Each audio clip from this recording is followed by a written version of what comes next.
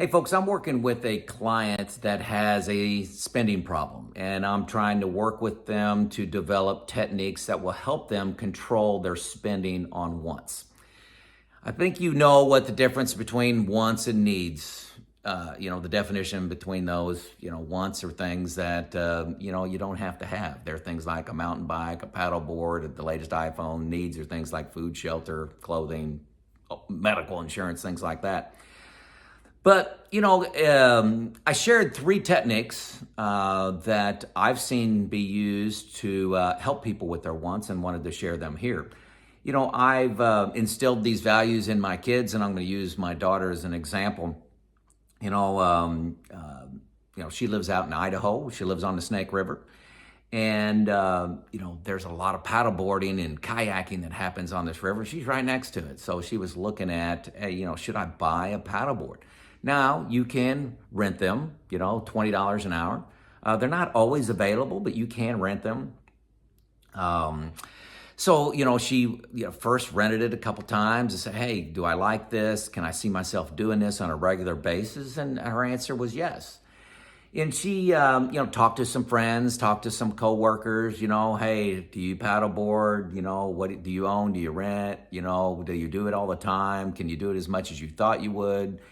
And over the course of about 3 weeks, decided, yes, I want to buy a paddleboard. She also went on, I can't remember the brand name, but she went on the brand name and on Amazon and looked at reviews that people have of the best board, for long-term use. She also looked on, I think it was Facebook Marketplace, to look at what the resale of these paddle boards are. So, hey, if I use this for 2 years and want to resell it, what can I get for it? So she did this whole analysis of it and decided, yes, I want to go forward with that. So there's an example of not impulse buying. And impulse buying is a huge issue in this country, I assume around the world. Marketing people play to this. Nobody's better than, timeshare salesmen, where they, show you around and show you the lifestyle and get everybody together, play loud music, how to have entertainment, sign up now. Auto dealers, when you're buying a car like this too, today only, I'm not sure this car is going to be around. They put some urgency and pressure on you. And, you've got to develop a process for getting through that. And number one, for me, the simplest one that everybody can do is wait a week. Wait 7 days. You decide you want to buy a new mountain bike, wait 7 days. Let your mind process it. Is this an emotional purchase? Do I really want this? Is it something I really want to do? Wait a week, okay? Better than that, I guess, as money goes up, if you go from like a $50 item to a $300 item, wait a month. Wait a month. You've waited your whole life. You can wait a month, do a little analysis. Is it something you can rent? Is it something you can borrow from somebody? Is it really going to give you that satisfaction? Or is it just going to get you through a little emotional time where you're a little bit, depressed or just not that thrilled with life right now, and you say, boy, I want to buy this and get some instant gratifications. Wait a month.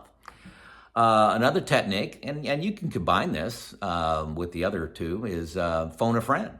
Find somebody in your life that is frugal, that can challenge you, and you say, hey, I'd like to buy a new mountain bike. It's $2,500. Joe, why do you need another mountain bike? I mean, you already got one. Why is this one better than that one? Are you really, you don't even use your mountain bike. Why, you just want to have the best one? You're going to spend $2,500 on it? That makes no sense at all to me. So have a friend that'll challenge you. Excellent thing to do. And perhaps first, after you go, have these processes you go through, probably the first thing you should be doing is having a budget on how many things can we buy as in my household that are wants in a given year. Maybe we have a budget of, $5,000, pick a number, $5,000 of wants for the year.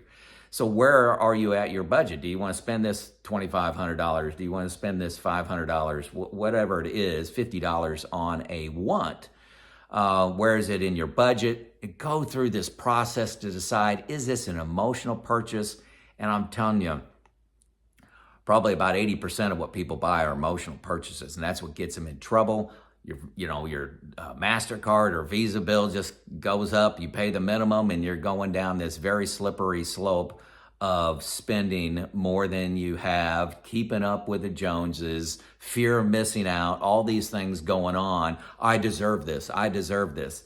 Those are all emotional things going on for you that can really go up, send you off in a ditch.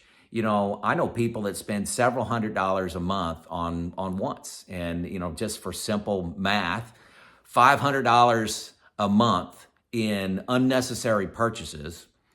If you invest that in a growth mutual fund, say you're getting 10%, don't challenge me on the 10%, pick your own number. You do the future value of that at 30 years, $500 for 30 years, 10%. Is over $1.1 million. It's a big deal. Now, I'm not saying be a miser and don't enjoy life, but be very careful. Is your home full of trophies that you purchased that you didn't get good value out of? The vast majority of people have these trophies laying around. Develop a process to weed out some of those. Life is about enjoying, and wants make life more enjoyable.